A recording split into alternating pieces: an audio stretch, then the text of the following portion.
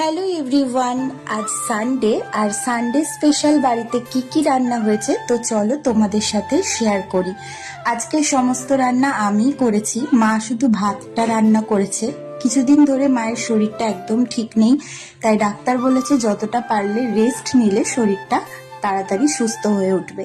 তো গরম গরম ভাত, তার সাথে খাওয়ার জন্য রয়েছে স্যালাড, স্যালাডে রয়েছে শসা আর গাজর, আর এখানে রয়েছে পাতলা করে কালো জিরে ফোড়ন দিয়ে আর টমেটো দিয়ে ইলিশ মাছের ঝোল, আর তার সাথে রয়েছে ইলিশ মাছ ভাজার তেল। শুকনো ভাতের সাথে ইলিশ মাছ ভাজার তেল তো দারুণ লাগে খেতে।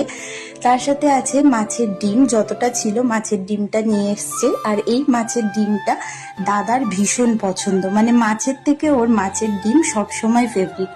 তার সাথে রয়েছে দেখো ইলিশ মাছ ভাপা, আর ঝোলটা একটু বেশি হয়ে গেছে তাই মাছগুলো ঝোলের তলায় চলে গেছে একদম। আর এখানে রয়েছে ইলিশ মাছ ভাজা, যেটা আর আজকে খাওয়া হবে না, আর একদিনের জন্য হয়ে যাবে। আর এখানে রয়েছে একটা ডিম সেদ্ধ, যে ডিম সেদ্ধটা আমরা ব্রেকফাস্টে খেয়ে নিয়েছি, শুধু দাদারটা রয়ে গেছে। তো এই ছিল আজকের লাঞ্চের মেনু। ভিডিওটা কেমন লাগলো জানিও, ভালো লাগলে একটা লাইক করে দিও। সবাই ভালো থেকো, সুস্থ থেকো। তো বাই বাই সকলকে।